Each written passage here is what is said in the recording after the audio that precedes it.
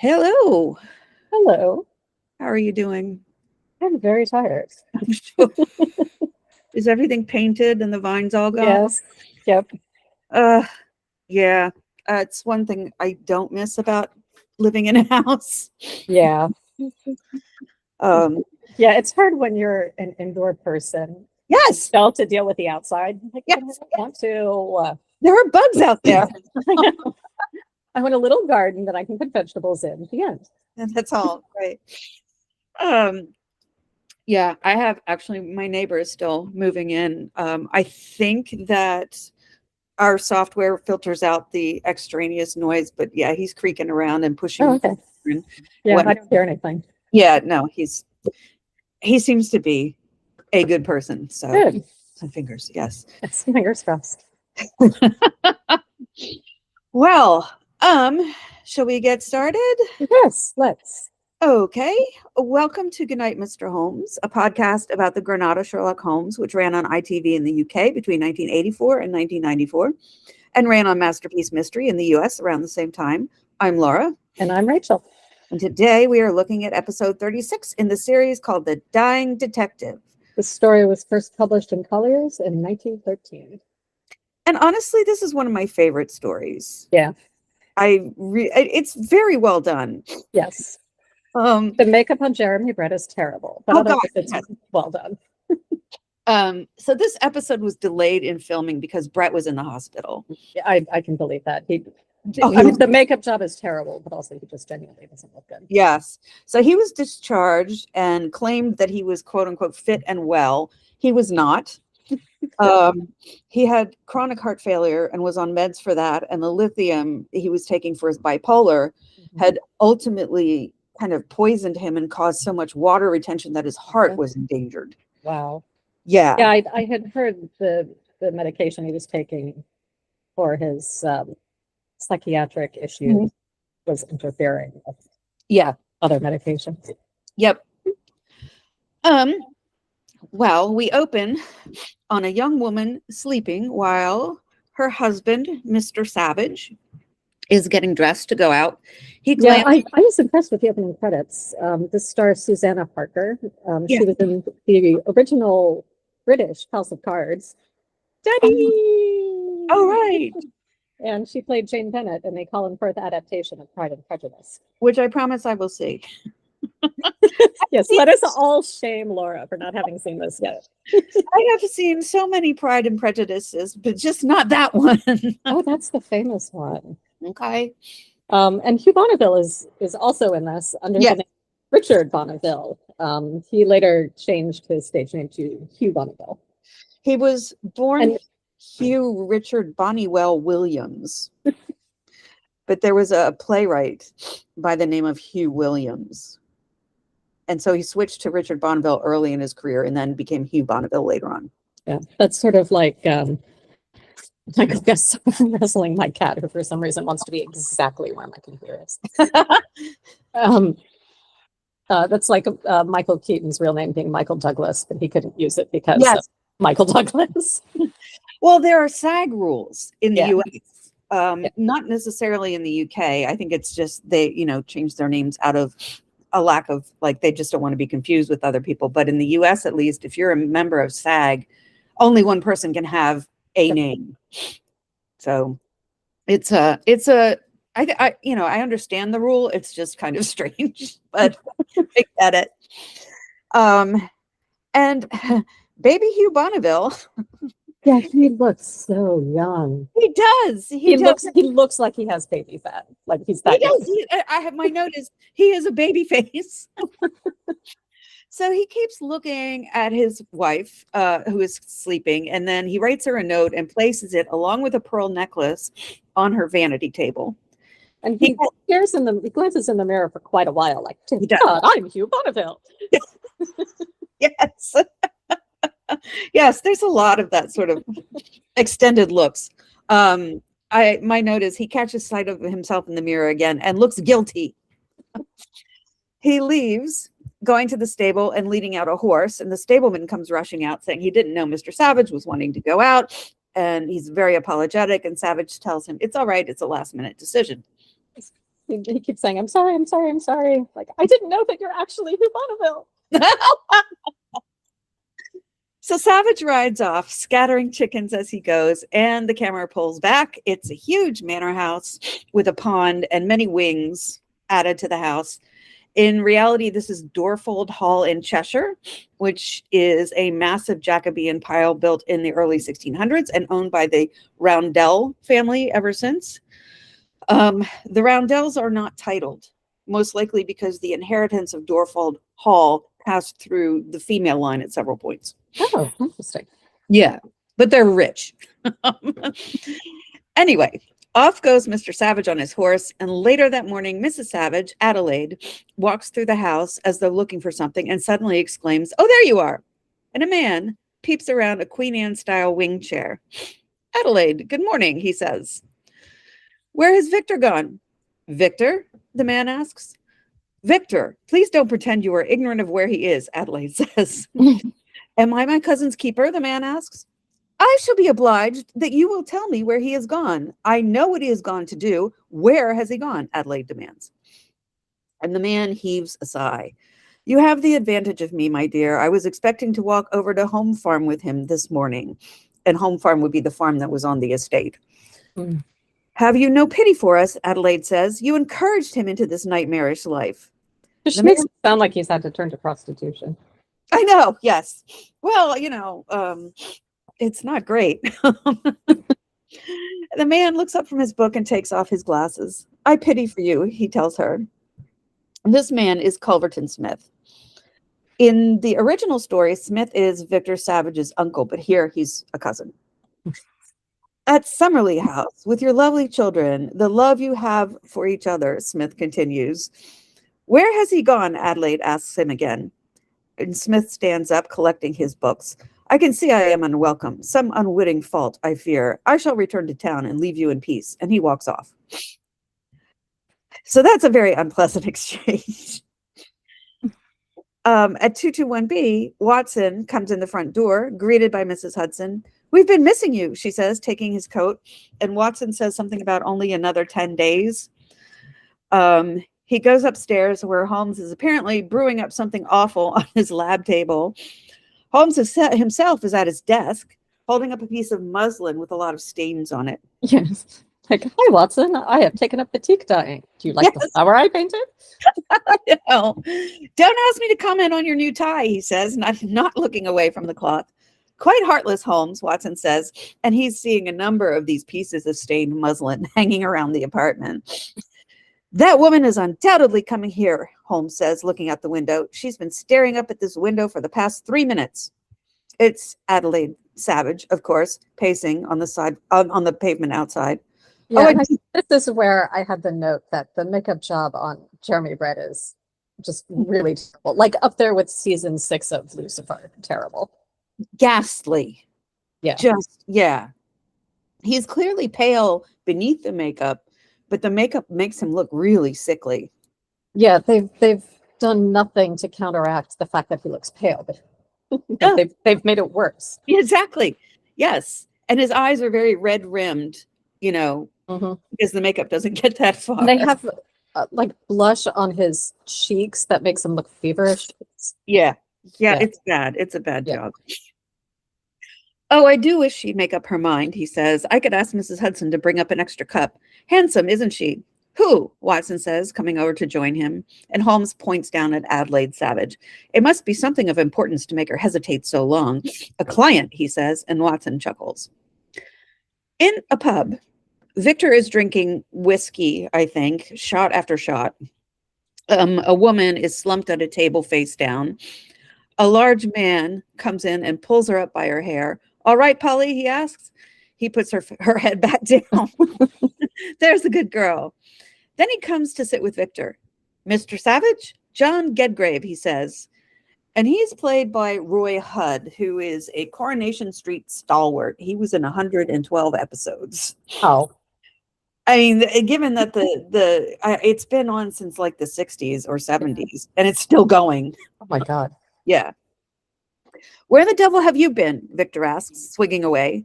£2, Mr. Savage, in advance, and 3 for the establishment. 5 in total, Gedgrave says. And Victor hands him a banknote. Hope it's worth it. Anonymous is the word you used, Gedgrave says. Now, where we're going is as anonymous as you can find. Every compartment has a curtain even. No one will see you. And Gedgrave snatches at Victor's wallet. Oh, good Lord, you're not taking these with you, are you? He pulls out the remainder of Victor's banknotes. No, Victor asks. No.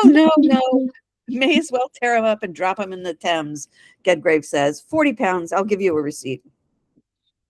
Back at 221B, Holmes is frantically gathering up all his scraps of muslin. They're all strung up with twine all over the place. He's getting tangled up in them. He turns down the heat on whatever his Bunsen burners are cooking up and says, that'll be our fair visitor. And Watson goes to the door as Holmes goes for his pipe. Watson ushers Adelaide in and gestures at the wicker sofa. Please do sit down, he says. And Adelaide she looks kind of warily at both of them, like she's afraid to take her eyes off of them. Like she looks like she would rather choose the bear. Yes. Yes. Meanwhile, in a bustling alleyway, Gedgrave is leading Victor through fish stalls, and Victor is saying, this receipt, Gedgrave. What about it? What are you playing at? You signed it, Carter. You don't expect me to use my real name doing this kind of work, do you? Gedgrave says. Carter's my real name. I could have signed anything, but I've entrusted you with my real name, Mr. Savage. Please don't complain. And he leads Savage to the door of what looks like an opium den and knocks. And I've just lost my place. Okay, here we go. At 221B, Adelaide is saying, I need your help, but then she hesitates to say more. And Holmes whirls around at that, like, my God, I did not expect you to say that. Anything you say will be kept in strictest confidence, Watson tells her, until he writes about it in Strand magazine. Exactly. We have kept the secrets of kings, madam, Holmes says. No, Princess, actually, but sure. Well, no, he did. The king. There was the king of. I thought he was a prince at the time. He became. Well, then there was another king. They've done a couple of kings. Okay. Not Edward VII.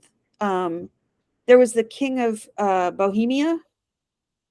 Yeah, but wasn't he a prince at the time? I think he was, and then he became king, and that's when he started getting concerned. Oh, okay. And then there was another king. Okay. Anyway, my husband, Adelaide says, and she buries her face in her hands. In the opium den, people are. She could get out more than one sentence at a time. Like, I know. In the opium den, people are in various states of stupor. And back at 221B, Adelaide saying, my husband is a financier. And just the way that was cut, I was like, oh, I'm so sorry for you both. Right. You have heard of the Oxford and Lombard Bank, which is a fictional bank. Mm-hmm. Yes, Holmes says, the chief shareholders are the Conyers. My husband's family on his mother's side, she says. He is one of the directors. The job is well within his powers, only Victor has found the work increasingly irksome. He entertains an ambition, you see, which none of his... And I just... he has an ambition. To be in the Guinness Book of World Records for most opium consumed in a day. Yeah. Yes. Which none of his family would begin to understand. What is that? Holmes asks, puffing on his pipe. He wishes to be a poet. And this is where I paused the show to roll my eyes up to the ceiling. Basically. So write poetry. What's stopping you? Right. And the look Holmes gives her is just one of sheer incredulity. He has come to believe that opium heightens his powers, intensifies the evidence of his senses, Adelaide goes on. Yeah. And I'm like, honey, I think I want to be a poet is just his excuse for getting high. But meanwhile, I'm like, oh, Holmes can empathize. He takes Holmes is probably like, well, maybe you should try cocaine instead. Right. A 7% solution. In the opium den, Victor is sprawled out with a notebook of scribbles next to him. This may be so temporarily, but as I'm sure you know, the effect only survives the first few times the drug is taken. That is so, is it not? Oh, yes, indeed, Watson says. Addiction quickly follows, very often for life. The infernal substance soon offers the addict nothing except relief from the terrible effects of its absence. He's doomed, sorry. Yeah, basically. I believe Victor stands on the threshold of addiction, Adelaide says. And I'm like, not the threshold, honey. He's gone in and closed the door behind him. Yes. He left a note for me this morning which suggests he knows what danger he's in. And Holmes abruptly gets up from his chair. You're going? Yeah. Like, why are you here? Well, clearly Dr. Watson is the person to consult in this matter. Uh-huh. And like you said, she needs an addiction specialist. No, Mr. Holmes, no. There's much more than that, Adelaide says. There is Mr. Culverton Smith. Culverton Smith? Victor's cousin. He is a malign influence. I'm sure he has driven Victor to this, and I'm certain he has done it for his own ends. In the opium den, Victor sleeps on. A figure in a hooded cloak hovers in the doorway to his little room, but does not enter. Yeah, look at him writing all that poetry.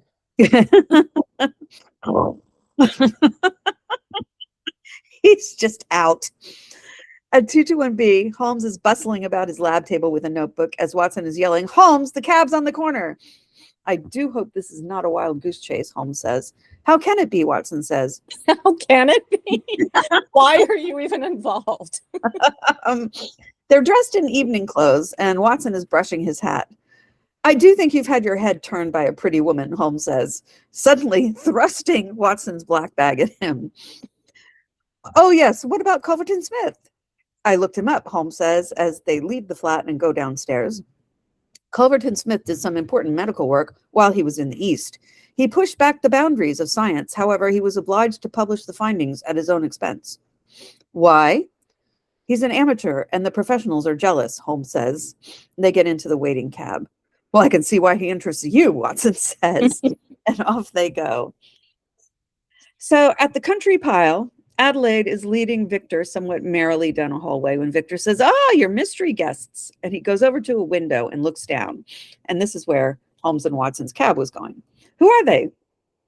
I couldn't let Colonel Carnac be our only celebrity, Adelaide says. I don't want Colonel Carnac because he's a celebrity, my darling, Victor says. It's just that he's horribly rich. Or rather, his wife is. They bank with the Oxford and Lombard. Personally, I can't think of anything worse than hunting stories all through dinner. And Victor kisses her. It's the story of Arthur and Jane Bingsley after 5 years of marriage. Nor I, she says. So I persuaded a rather more interesting hunter to join us. Who is it? Don't tease, Addie. Sherlock Holmes, she tells him, smiling. I say, that is something of a coup, he says approvingly. He kisses her nose. Well done. He turns back to the window. Oh, look, Culverton Smith's here too. And her face falls a little. I'm glad you felt able to invite him again, Addie, darling, Victor says. Look at him, Adelaide says. Anyone would think Summerlee was his. I do dislike it. Smith is getting out of his carriage, looking imperiously over the grounds. He strides over to and Holmes. all the ivy on the walls of the house. My insurance company would send them a threatening letter about that. Oh, I saw this great photo. Yeah, was it yesterday, the day before, of like they were peeling ivy off the house in like a sheet, a single sheet.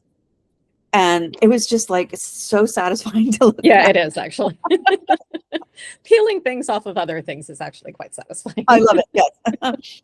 So he strides over to Holmes and introduces himself. Dear Adelaide promised me a surprise guest. I feared it might be someone who is famous for being famous. Someone of your distinction I had not expected at all. So Smith is played by Jonathan Hyde, who's been in a number of notable productions: Titanic, the original Jumanji, The Crown, The Mummy, and a Rupert Everett Sherlock Holmes story, The Case of the Silk Stocking. No. Yeah. Nor I one of yours, Holmes says. Mine, I make no claims to distinction, Mr. Holmes, Smith says, looking down. You are too modest, Holmes says. Your account of the pathology of Sumatra River fever is a masterpiece. Thank you, Holmes says, looking quite gratified. Thank you.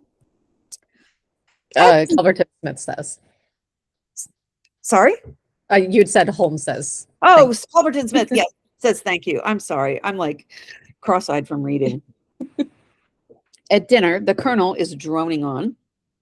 For a lure to work, of course, you have to make the animal believe it's safe. Now, that's all very well. The animals involved, however, have a highly developed sense of danger. I'm sure Mr. Holmes must have that sense. Do you, Mr. Holmes? Adelaide says. Yes, and what I need is shut the fuck up. Nobody wants to hear this. Before Holmes can answer, the Colonel says, yes, I see it. Yes, you mean the detective could be said to move in a world of predators and victims. And the man's mustache looks like a very large whisk broom right out across his upper lip. He reminds me a little bit of the late Richard Griffiths from History Boys. He played Mr. Dursley in the Harry Potter movies. Okay. Yeah, they've got the same kind of, I don't know, face. Yeah. We all do that, Colonel, says a white-haired man, even humble family solicitors. Yes, and you would have enemies, Mr. Holmes, would you not? Yes, the Colonel says, almost greedily. It would take something, I dare say, to bring Mr. Holmes onto a lure and dispatch him. It would take a careful study of his habits and a half-light shot or worse, meaning half-light conditions like dusk and dawn. Yeah. As the Colonel is prattling on, Holmes, Watson, and Victor are all looking distinctly uncomfortable, and Victor is sweating. It might even be where I noticed that Brett has like Dracula eyebrows for some reason. They're extremely arched and kind of thin, and no other man at the table has eyebrows like that. No, and the tuxedo doesn't help. Yeah, he looks very so, Dracula. I don't know if I don't think that's Brett's normal look. So I don't know if it was something he did or something the makeup people did, but it honestly really doesn't help with the horrible pale makeup job. Given how he was shaving his own head earlier. Yeah, he might have plucked his eyebrows. Yes. Yeah, he's not in a good space, at this point. And if my psychiatric medication was causing those kinds of physical symptoms, I'd be really pissed off too. Yes, and I might decide suddenly on impulse that my eyebrows were a problem. Yeah. So Victor has this sheen of sweat over him, and the Colonel is just continuing to go on, and his wife says, "Bertram, be quiet." Thank you. Victor fingers his collar a la Rodney Dangerfield and tries to look pleasantly at Adelaide. "You're not eating, Mr. Holmes," Adelaide comments. "With so much to observe, food becomes of secondary importance," Holmes says. "What have you observed so far?" Smith asks, and the music is rising ominously. "Courage." "Fever," and the camera pans to Victor. "Gluttony," the camera goes to the Colonel. "Acute irritation," and the camera goes to the Colonel's wife. "Envy," the camera points at Smith. "Wit, intelligence, just the usual vices and virtues within any English country house," Holmes says. I've read plenty of Agatha Christie. This is the setup. "That is very good," exclaims the Colonel, and Holmes gives a little smile. After dinner, the men adjourn to the library. Victor is saying, "Do you know the game of shove halfpenny? Well, it's similar. I call this one rug skatery." "My more serious gambling friends, the stockbroking fraternity, that is to say, have introduced it to their establishments, to the fury of their wives. It is agreed, however, that the authentic Summerlee version is best." So the servants are taking up all the rugs from the floor and leaving just a small one. In the sitting room, the ladies are having coffee. "And she never wore them at all," the Colonel's wife is saying to general laughter. Underwear. Right. Never wore underwear at all. "Will the men be mortified if we don't cheer them on at their silly game?" "I dare say they will," Adelaide says. "It's almost a reason for not doing it," the Colonel's wife says. She's got this she's got this down. "But for the sake of harmony," Adelaide says, "we indulge little boys," finishes the Colonel's wife. In the library, the men have all removed their dinner jackets except for the Colonel and Watson. Victor gets himself something of a running start, and he leaps onto the small rug and slides across the floor, kind of like a human version of curling. Yeah, the kind of thing your cats will do. Yes, exactly. "Our host has again outjumped all the estimates," says the solicitor. "So the lawyer takes the pot," says Smith. "Well done, Charles. My turn now." He paces into the hallway and turns around. "Faites vos jeux, gentlemen. I should have your estimates of last time," meaning place your bets. Victor is even more sweaty than before. He's drinking his cognac and looking like he wants to be merry, but he can't muster it up. As the ladies leave the sitting room and go down the stairs to the library, they pass two children sitting in pajamas. Adelaide shoos them gently as the little girl says, "But Mama." "It's quite all right," the colonel's wife says. "My children do that too." "Mama," the girl says again, and the rest of the ladies continue to the library while Adelaide goes to her daughter. "What's wrong with Papa? When he hugged me, he felt horrid. He felt all cold and shivery." Holmes materializes on the stairs below. "What do you mean by that, darling?" Adelaide says. "He felt as if he was dead," the girl says. Do you know what that feels like? He kisses her. "Don't be silly," she says, and strokes her hair. Sweaty Victor is about to have another go on the rug. He looks quite terrible. He skids and collapses, panting so hard that he blows out a candle. Yeah, the music. So while you're watching this, you're just like, oh no, an addict is showing signs of withdrawal. The music makes it sound like he skied off a cliff. Yes, it's very crescendo and yeah. Then members of the household are carting him into an ambulance wagon. And Smith also gets in as Adelaide looks on. In the hospital, Victor's convulsing. A nurse runs out, yelling for the doctor, and another starts ringing a bell. Victor has died. The next day, Smith is standing in a prep room adjacent to the operating theater in the hospital as Holmes comes in. "Poor fellow, I could do nothing for him, Mr. Holmes, not even I. The nursing was all right, too. A tragic business." And I'm like, if Smith's an amateur, how does he get hospital privileges to go in? I don't know. These I mean, the Victorian age was sort of the age of the amateur. The gentleman scholar and the gentleman athlete, yeah. Professionals weren't quite as professionals were looked down on because they had to work for a living. Yeah. "Will you satisfy me on one point?" Holmes asks. "Of course." "The disease, do you know what it was?" "All signs point to the class of fevers of which the Sumatran River fever is the most deadly," Smith says. What a coincidence. He's drying his hands and he comes out of the prep room. "It was not necessarily that," Holmes says. "Something very like it. I have advised that the poor fellow's body be handled with extreme care. It is a disease transmitted through broken skin, you see. They cannot be too careful." Perhaps they could, wear gloves. Holmes accompanies Smith down the stairs to the ground floor of the hospital. "How did Savage come by such a thing?" he asks. "Ah, I can rely on your discretion?" Smith asks. "Of course. I understand that Savage sometimes frequented, well, that's to say, his affairs took him to a part of Rotherhithe that is inhabited primarily by Chinese and Lascars. He must have picked it up there." Yeah, that's by a port, I believe, in London. It also looks like it was hit hard during the Blitz. Yes, it was. Rotherhithe's on the south side of the Thames, facing Limehouse, which is the more notorious former opium district of East London. So basically, a lot of maritime workers coming from the Far East would stay there between voyages. And it is directly opposite, on the north side, directly opposite of the part of London called the Isle of Dogs.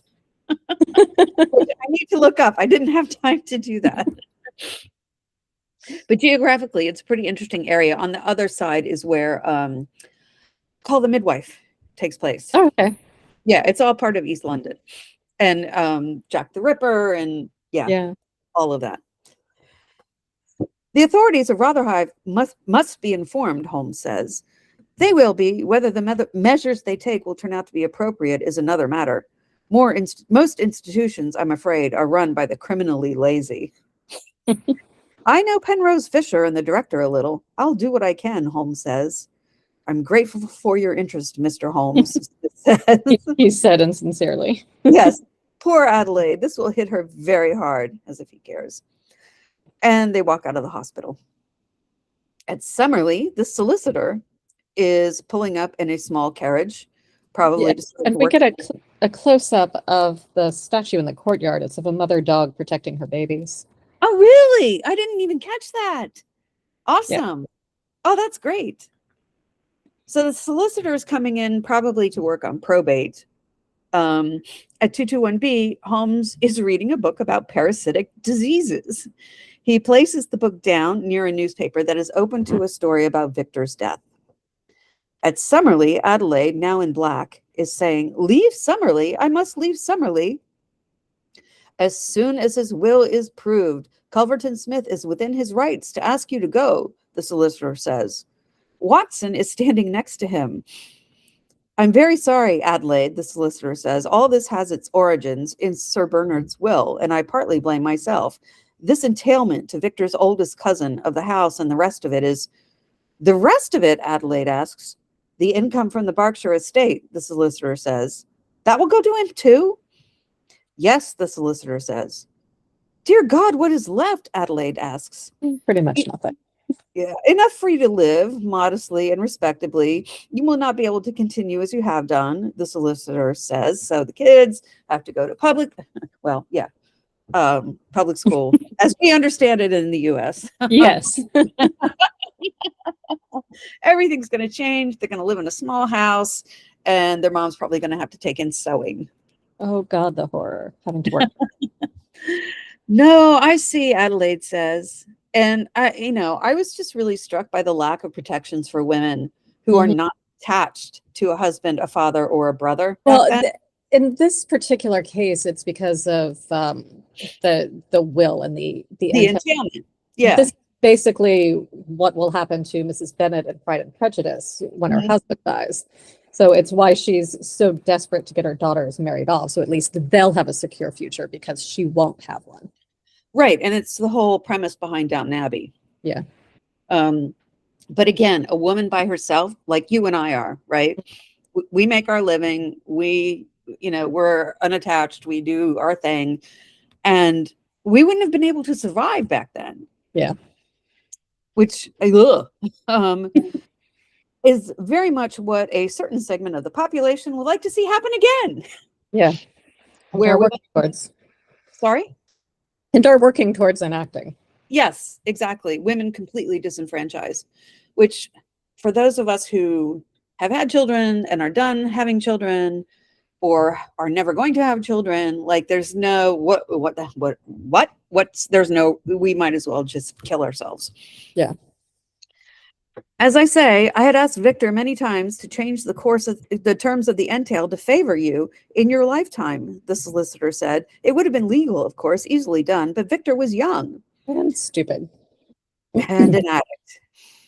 Surely Culverton Smith would not exercise his right to evict Mrs. Savage, Watson asks, utterly incredulous and kind of horrified. He might, the solicitor says. Why do you say that? He's been in touch, and he seems to know the main dispositions of the will. He talked of the estate income being put to a proper use, whatever that meant. The solicitor sounds disgusted. He seemed to think that Adelaide would be able to rely on her family. They haven't the means, Adelaide says. When he knows that, he must relent, Watson insists. Oh, Watson. Oh, Watson. I doubt it, Adelaide says. He's wanted something like this to happen ever since he came into our lives. He encouraged all that was weakest in Victor in the hope of some disaster. This is a triumph for him. It may be worth talking to him, Adelaide, the solicitor says. I suppose so. If you can bring yourself to plead with him. For the children, I will do even that, she says. At 221B, this is a funny scene, 3 of the Baker Street irregulars are perched on the wicker sofa. One is scratching at his hairline frantically. And I just recoiled at this because I've spent many of my younger daughter's elementary and middle school years delousing, not just scalps, but entire households. I just want that boy to go to a nitpicker, and we found a great nitpicker immediately, and for Holmes to like fumigate the place. Oh, Percy, do blow your nose, Holmes says to another boy, who promptly uses his scarf for that purpose. Oh. Now remember, all this happened 9 days ago. Holmes passes out copies of the newspaper article about Victor's death. This was the day when the Queen entertained the Sultan of Caliper, and Frivolous won the Birkenhood Stakes at Goodwood, says the knit boy. Right, Holmes says, sitting down across from them. Harry, where are your boots? Harry, on the far end of the sofa, pulls back his jacket and scarf. He's got his boots tied around his neck. Probably to preserve wear and tear. Yeah. His bare feet are filthy, but he's taking care of his shoes.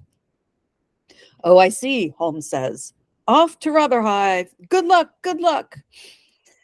And back then, these urchins would go completely unnoticed. Mm-hmm. Today, this kind of thing would not at all be possible. Yeah. Holmes then takes a cab back to the hospital to visit Professor Penrose Fisher.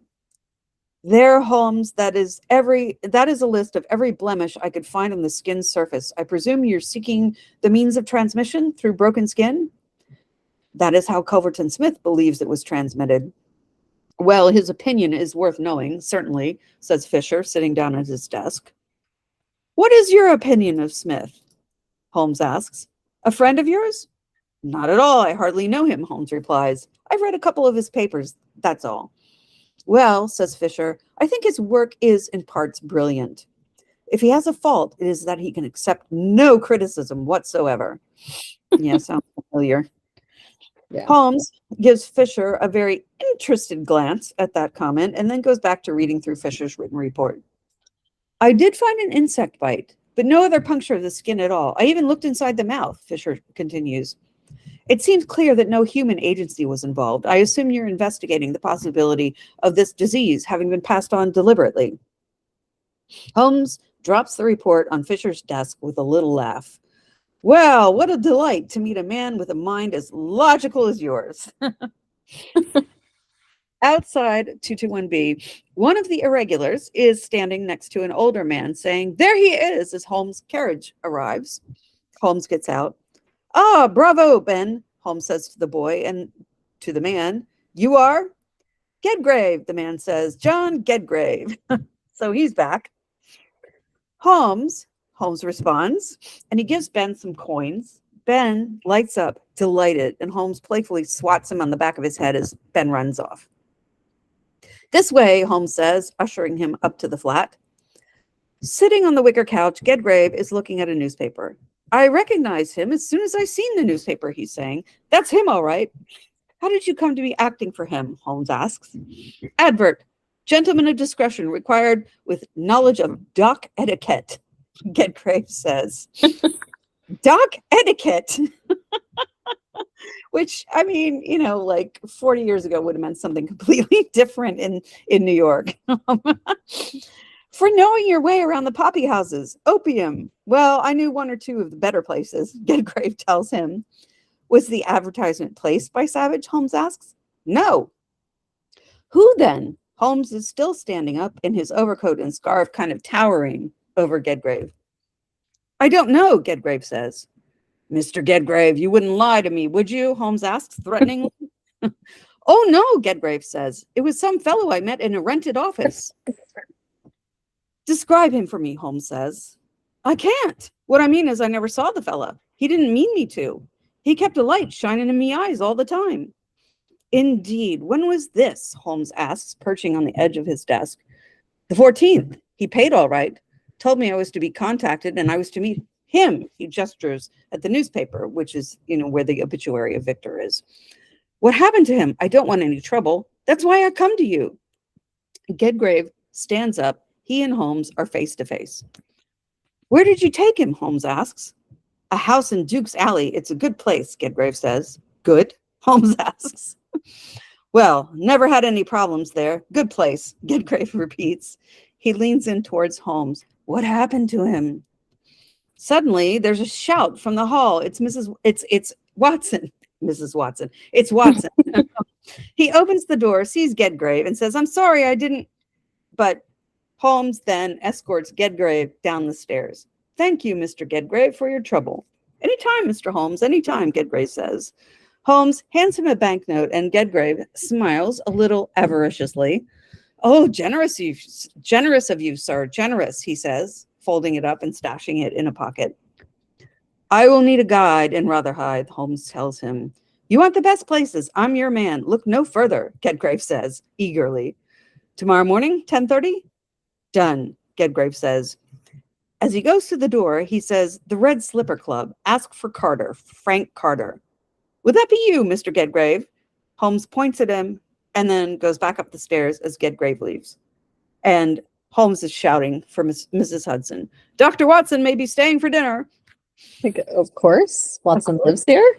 I mean, this is where, yeah, things get weird, because in the stories, Watson sometimes lives there and sometimes lives with his wife, who sometimes calls him John and sometimes calls him James. And meanwhile, I'm like, how does Gedgrave know about these opium dens? And he's not an addict himself? I don't know. He's clearly not. He must be some kind of addiction Sherpa.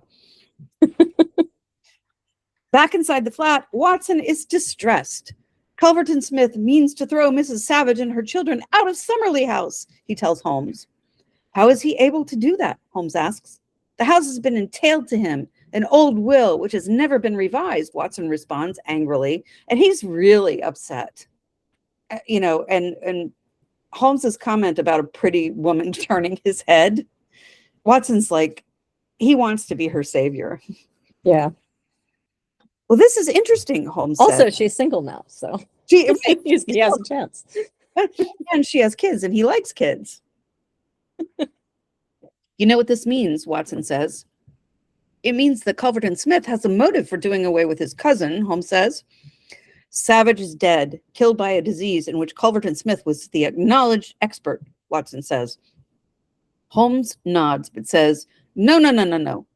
Are you deliberately trying to misunderstand me? Watson snaps. You have pointed out a remarkable coincidence. That is all. No inferences can be drawn from it. We cannot allow Mrs. Savage to be thrown in the street by this fellow, Watson protests. We may have to, Holmes says, and Watson looks at him incredulously. At Summerlee, Adelaide, in a very long veil, and her children, and the girl is also veiled, which she looks like a little mushroom. She does. Are perched in a carriage outside the house. They all look devastated. The music is mournful, and beneath her veil, Adelaide is crying. There's tears coming down her face. They've clearly been kicked out of their house, right? And they're just sitting there. And we see Culverton Smith in some room where he's put up all of these scientific specimens, like an enormous spider and like some weird kind of centipede, and yeah, it really improved the decor. I caught sight of a fetus preserved, a hand and a foot preserved. Yeah, it's really creepy. Yeah, he's looking down at her from that upstairs window. Down at the docks, Holmes and Watson are walking along, and Watson is saying, it must have been Culverton Smith who rented that office. I dare say, Holmes says, but it proves nothing. There must be a way of stopping him, surely, Watson says. Oh, I doubt it more and more, Holmes says. And I'm like, you're absolutely maddening. Suppose you are convinced of his guilt, Watson says, as they pass a couple of prostitutes. What would you do then? You know my methods. I should gain entry into the house, Holmes tells him. Then that's what I shall do, Watson says. You don't have to come. Watson climbs into a hansom cab. Nevertheless, I shall, Holmes says. You've already had your head turned. I must make sure you don't get your neck broken as well. And yeah, I just love this friendship so much.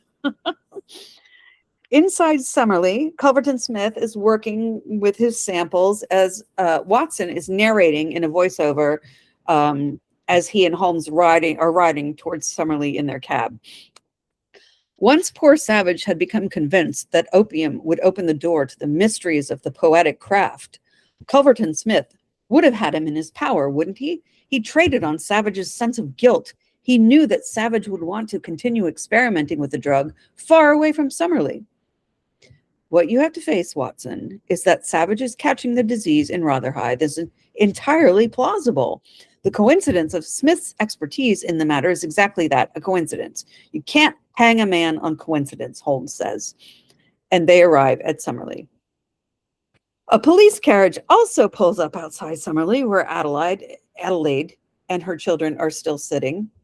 Two bobbies get out and walk over to her. Ma'am, one of them says, but she is unresponsive. We have reason to believe that, as a matter of fact, you are trespassing, says the bobby. I'm embarrassed to be delivering this. Yes. And the other Bobby nods. Adelaide pulls back her veil. Sergeant, she says, I'm sure you are as aware as I am that the laws of trespass in this country are most curious, not to say odd. I should know. I have responsibility for hundreds of acres, which are about to be stolen from me through legal trickery. She stands up in the carriage and looks up at Culverton Smith's window. By that man. A man who preyed on my husband like some bloated parasite, corrupted him and drove him to his death. And now he will not speak to the woman he has widowed. Her voice crescendos to a scream. Upstairs, Smith pulls back from the window and goes to sit at his desk. Of course he won't, Adelaide continues. He knows he has no justice on his side, merely cold legality. Watson is the man on the scene. He goes over to the carriage and says, Benson, Mrs. Savage should now return to Summerley House. Yes, sir, says the carriage driver. Watson leans into the carriage. Ma'am, you have my assurance I will pursue Culverton Smith. I will not rest until he's renounced his plans to ruin you. And Mr. Holmes, she asks. And Watson looks away. Oh, I see, Adelaide says. I do not blame him. He only sees it as the world sees. Unfortunate and cold-hearted on Mr. Smith's part, perhaps, but no case to answer, no case to answer. But Holmes is standing some distance away from the carriage. He, too, is looking up at Smith's study window, and he shouts, Smith! And the music turns ominous. Smith, he shouts again. And Smith appears in the window, which is open a little, conveniently, so he can hear what Holmes has to say. It is a singular coincidence, is it not, that you should inherit so much from the man who dies of a disease upon which you are the sole expert? Well, coincidence bordering upon the unbelievable. Holmes is irate. Let me tell you, the doors of your profession, which have been closed to you, will now be locked and bolted against you. And he shakes his walking stick up at Smith. It is my mission. Yeah, he's Brett is slurring his words a little bit here. A little bit, yeah. But yeah, he is. And he walks away. Holmes, Smith looks stricken. At 221B, I guess a few days later, Mrs. Hudson is bringing up the mail while Holmes is working at his lab table. She hands him some envelopes and a package and goes back downstairs. Holmes looks at the package, reading the card. Rhodesian tobacco, Jeremiah Carlyle, he says, smiling a little. He smells the box. And then we're 3 days later. Outside of Watson's office, Watson is handing Adelaide some kind of note. I think it's a banknote. Yeah, I think so. He says, Mrs. Savage, I know you'll be sensible enough not to rely on this, but it will help you through these difficult days. And she takes the note with a smile. Meanwhile, Mrs. Hudson is running up the street towards them. Doctor, she cries, you must come quickly. It's Mr. Holmes. And they race along the sidewalk to 221B as Watson is asking his usual question, why didn't you call me sooner? And she gives him her usual answer. He wouldn't let me leave. So I said, permission or no, I am. So he said, let it be Watson then. Oh, God, I think he's dying. Now, Mrs. Hudson, I'm sure it's not as bad as you fear. But he won't let me near him. He hasn't eaten a scrap. He's had plenty to drink, Watson asks.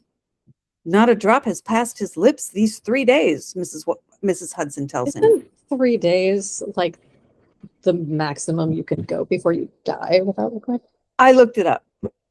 A person can die between 3 and 5 days with no access to fluids. So yeah, suspect. And he's been to Rotherhithe. He thinks he caught the fever there. She breaks down in sobs. He's dying, doctor. And I'm thinking, like, this is not the first time she's thought that. She's been in conniptions before. Up in the flat, Holmes is in his nightshirt and some kind of robe, lying on the wicker sofa, which has been piled and draped with all kinds of blankets and pillows. Watson takes off his coat and comes inside, putting his black bag on the breakfast table.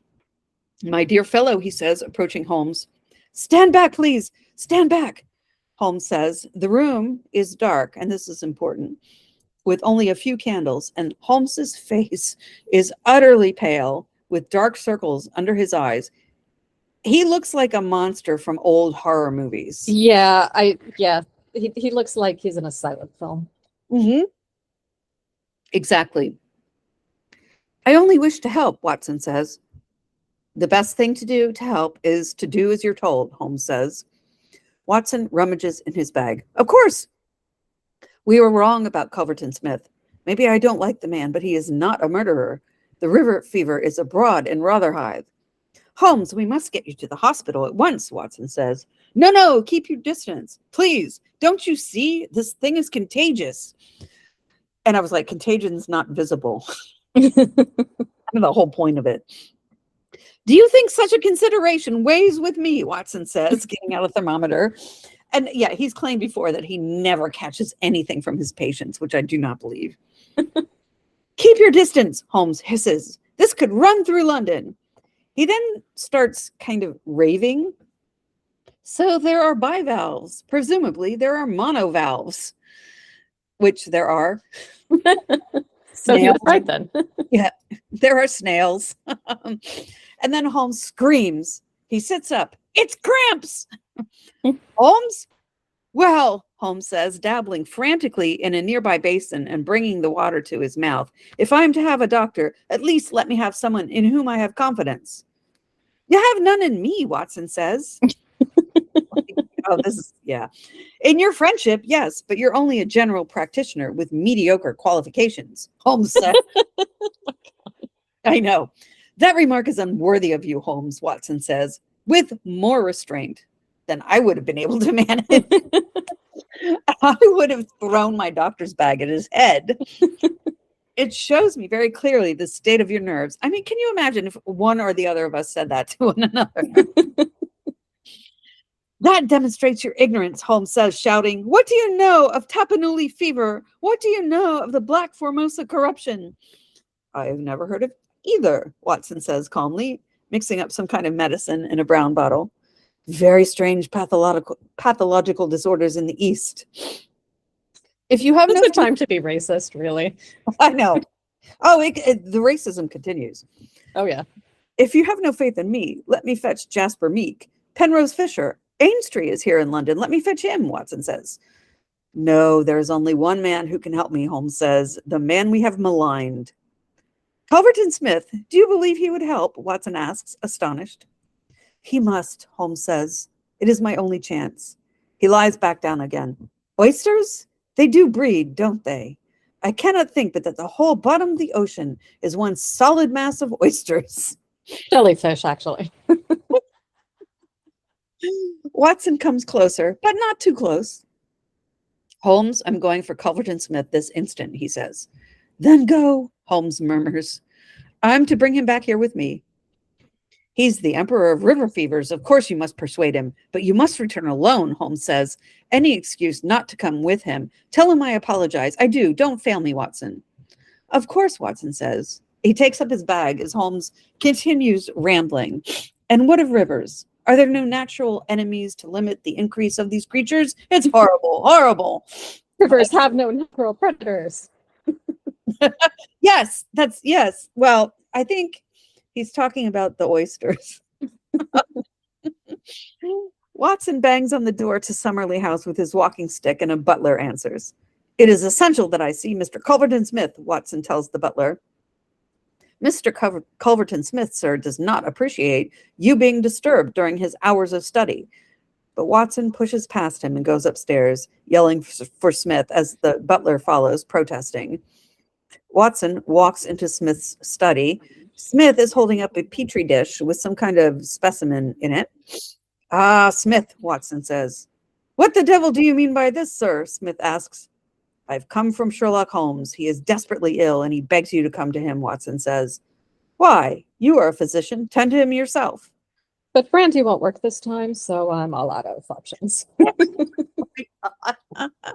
He believes that you are the only man who can save him, Watson says. Save him? I beg you to come, Watson says. What has he contracted? He thinks it is the fever which killed your cousin. How did he come by it? He's been in Rotherhithe. Ah, Smith says, I am sorry to hear this. I hope you are wrong. Despite his insulting behavior the other day, I have every respect for his talents. He is an amateur of crime as I am of disease. For him, the villain. For me, the microbe. Here are my prisoners. Among these gelatin cultivations, some of the worst offenders in the world do their time. And he holds up the petri dish. God, he's pretentious. Isn't he awful? Please, please, there is no time. He is desperately ill, Watson says. What consequence is that to me? Smith yells. He maligned me in the most outrageous manner. He regrets it, Watson says. He was most insistent about that point. He knows that the fever was abroad in Rotherhithe. How long has he been ill? Smith asks, and he's got his back turned to Watson. 3 days. Is he delirious? Sometimes seriously so, Watson says. I will come with you at once, Smith says. I have another appointment, sir, Watson says. And I'm like, that's marginally believable. Doctors are perpetually on call. But yeah, weird. Very well. I shall go alone. You can rely on me being there in half an hour at most, Smith says. And Watson turns and races back down the stairs because he's got to get there before Smith does. Thank you. He hustles back to 221B. Holmes is still sprawled on the wicker couch with the lights turned down low. Did you see him? He asked Watson. Yes, he's coming. Watson closes the door. You're the best of messengers. You can disappear from the scene now, Holmes says. I should stay to hear his opinion, Holmes. I really should. No, he's morbidly sensitive. We must let him practice his arts alone. A door opens and closes downstairs. That's him, Holmes says, sitting up. Hide. Hide, Watson asks. Quick, if you love me. And I just had a note like, oh, he's going to hide behind a curtain or something. Yes, he does. The walls, mine is the walls must be incredibly thick because Holmes is yelling. And yeah, Watson ducks into a corner hidden by the filing cabinet, the shadows in the dark room, and the curtain. Mrs. Hudson, sobbing, shows Culverton Smith in, and he stares as Holmes is coughing. Holmes, he says. Holmes does not acknowledge him. Smith comes around to the sofa. Holmes, he says again. Oh, Smith, I hardly dared to hope, he says. I should imagine not, Smith says. You see, I am here. Coals of fire, Holmes, coals of fire. So this is an allusion to Romans 12:20, book 12, verse 20. If your enemy be hungry, feed him. If he is thirsty, give him a drink. For by doing this, you will heap burning coals of fire upon his head. Basically, being nice to people who have been mean to you will make them feel bad about what they've done. It's noble. Depends on the person. Right. It's noble, Holmes says. You know what is wrong with you, Smith asks. Yes. You recognize the symptoms? Oh, my God. Yes, quite well, Holmes says. 3 days with you, then. You have lasted well. With Victor, it was all over by now. I have noticed this. The more mature coolies seem to last longer. So, by cool... experimented on people. Yes. They were Indian soldiers in the British Army? No, those were Lascars. Coolies are Asian, quote unquote, unskilled workers. They were very skilled, working in the docks in both China and in. Okay. Yeah. I remember we looked this up for a previous episode, but I obviously forgot the definition. So the term coolie is derogatory and racist. Yeah. Oh, yeah, absolutely. I remember actually when I was younger than 6, which is kind of like a cutoff point for me because we moved to Delaware when I was 6. But when I was still in New Jersey, my parents had a couple of friends who had returned from a trip in, I think it was Vietnam, right after the war. I don't know. I mean, it was someplace there. And they brought back these pointed straw hats for us that were called coolie hats. Yeah. Yeah. And we were supposed to use our fingers and make our eyes all slanty and yeah, incredibly racist. Yeah. Water, please. Can I have some water? Holmes pleads. The final thirst, Smith says, giving him some. You're near the end. Please help me. Help me if you can. I could champion your cause, Holmes says. My cause? Your work. It deserves to be trumpeted. I could be of service, Holmes says. I doubt it, Smith replies. Thanks to you, the damage done to my reputation is irreparable. And I'm like, what? You shouted outside a house he lives in. What witnesses? Are the cops going to rat you out? What? Did he write to the medical licensing board and say, hey, this guy that you haven't licensed, here's why you should continue to not license him? All he did was just yell. You mean Victor Savage, your cousin? I'd forgotten that, Holmes says. Did you? Were you involved? I couldn't be sure. Smith laughs. The great detective couldn't be sure. Well, it doesn't matter to me if you know how Savage died. I don't see you in the witness box. Quite another sort of box.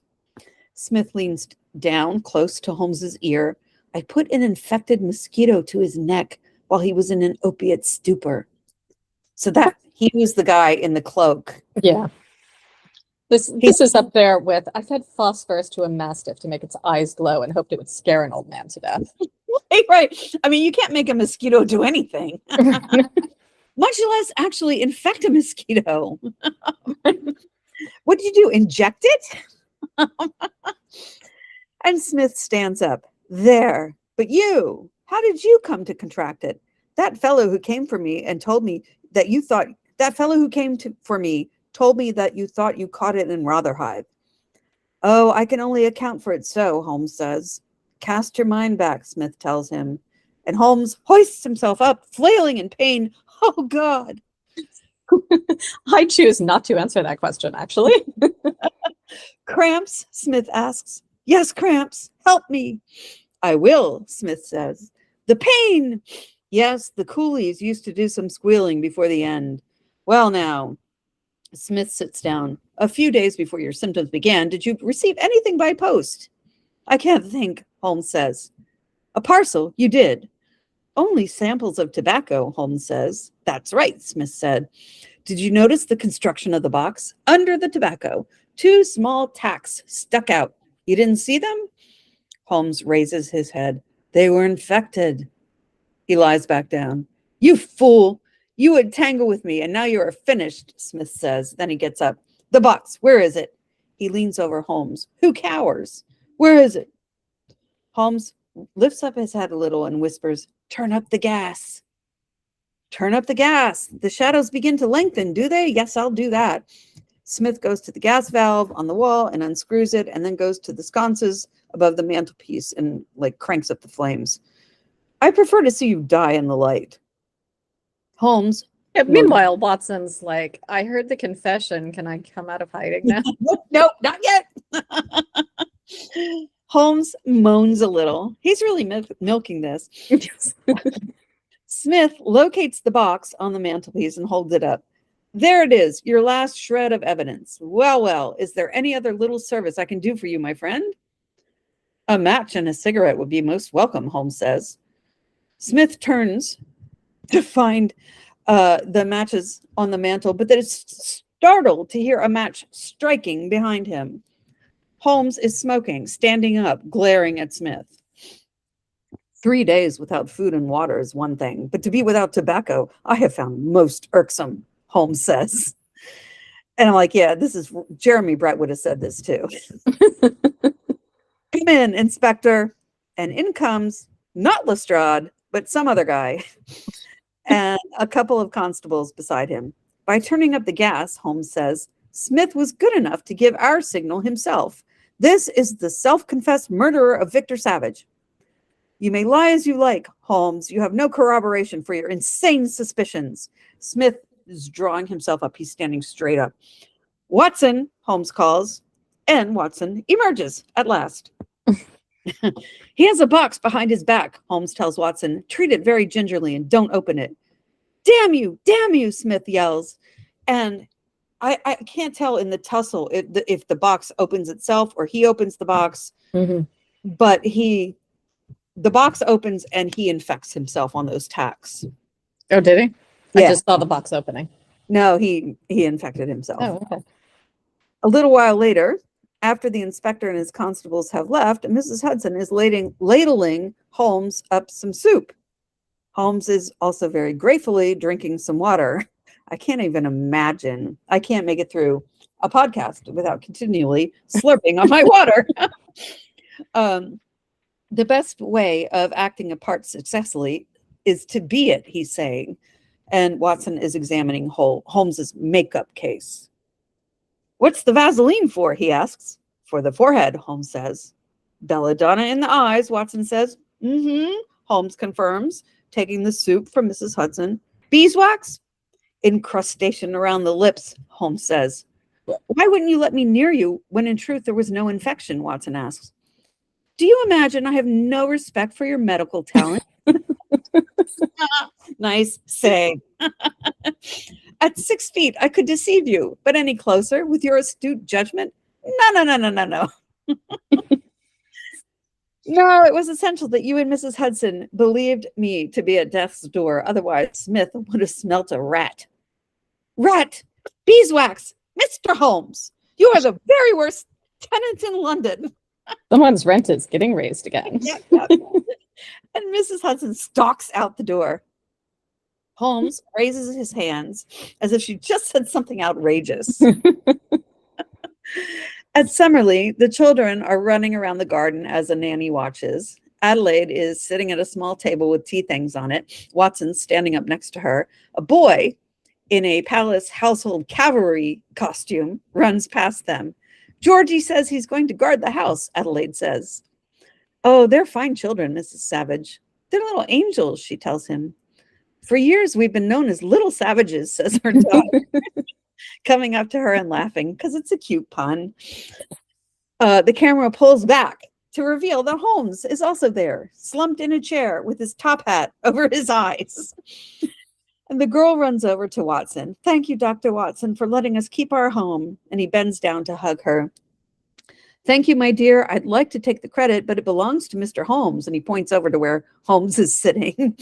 And the girl suddenly gets a fearful look on her face as she approaches Holmes, and she holds out her hand kind of tentatively. We are very grateful to you, sir, she says. Holmes whips off his glove and shakes her hand. My privilege, Miss Savage, he says, and he twitches a little smile at her. And she smiles back and then runs off with her brother and the dogs towards the house. That was very cute. It was adorable.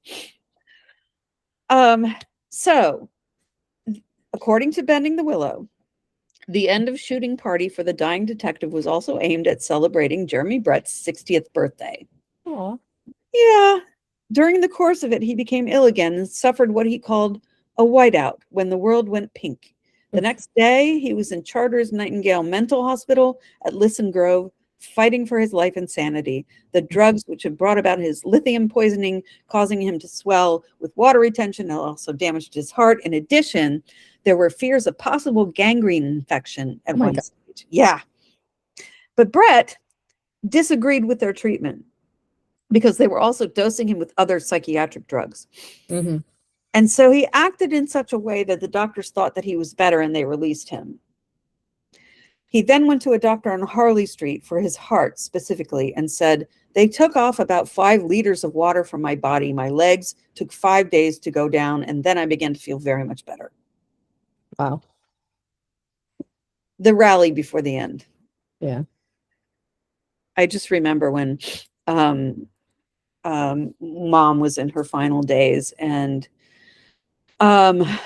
she got up and sat in a chair. She had been in bed like for weeks, if not a couple of months. And then one day she was like, I'm getting up, I'm sitting in a chair, I'm going to listen to music. And then 2 days later, she was gone. Oh. Yeah. I mean, it's like the nurses always know. Yeah. You have that final burst of energy, and then it's time for you to go. Yeah. And I kind of feel like this is part of that. Yeah. My grandmother, towards the end, essentially went on a hunger strike. Like she was done. Yep. So yeah, there was no rallying. My mother also would not eat. Yeah, what they do in hospice for these kinds of patients is they will take whole meals and blend them up So she would have, chicken with stuffing, but it would be like a soup. She would have her vegetables ground up, and her cake. She would have cake at the end of every meal, and it was a liquid. Hmm. It I don't really know that grossed they me were. out. Yeah, I know. I don't know that they were doing that for my grandmother, at least at the very end. My dad and I went to see her. Uh-huh. It must have been a few days before she died. She was in bed. She was asleep the Mhm. whole. We were there, and I remember looking at her and thinking, it's like she had become so thin by that time Yeah. that like you could barely.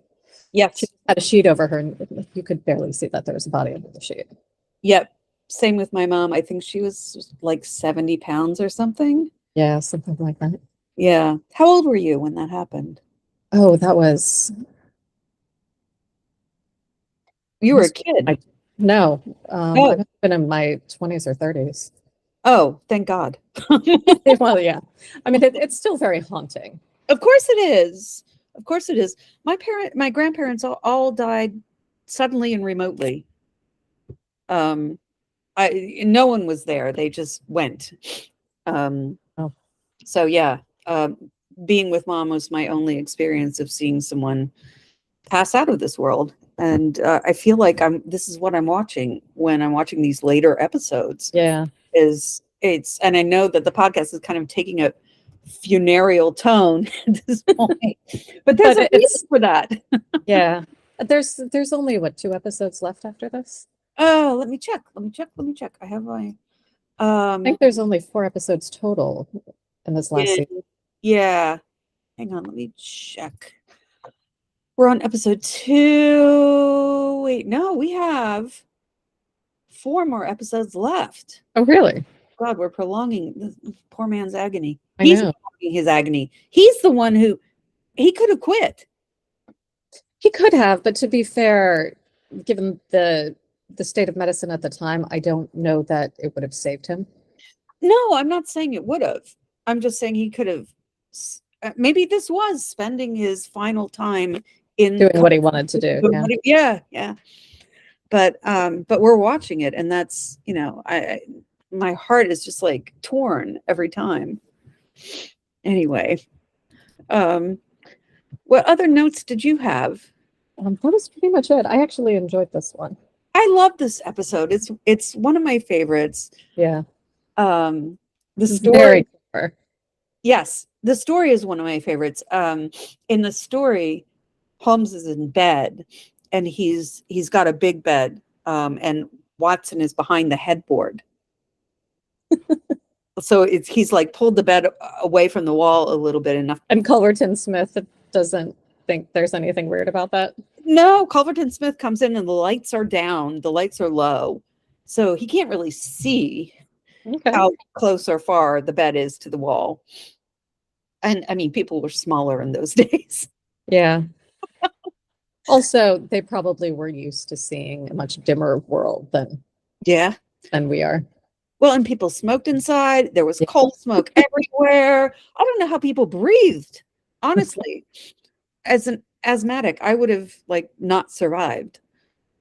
There are so many ways I would not have survived in olden days. Me too. I had the flu when I was 5 months old, and oh my God, my mother mentioned recently that the doctor told her at one point when I was in the hospital with it, like, well, it's kind of touch and go. We'll wait and see. Oh my God. I got that on a well baby visit, sitting in the waiting room. Oh my God. My mother's still mad about that. Of course. Jeez. I mean, I had the flu as an adult and almost died, but that's because it was coupled with asthma. Yeah. And there was, nothing they could do except give me lots of oxygen. But yeah, I mean, if antibiotics hadn't been invented, I'd be way dead by now. Mm-hmm. Just, yeah, so many infections. Yeah. God, we're such a cheerful couple of I people. know. So great to end on this high note. Oh God. That's all from us this week. Yes. If you've enjoyed the show and haven't subscribed yet, you can subscribe wherever you get your podcasts.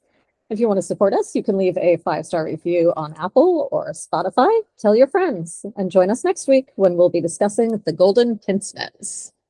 Really like this story, the original story. So I don't remember the original story. I have forgotten the episode. So it'll be new for both of us. Completely different direction. All right. Talk to you then. Bye. Bye.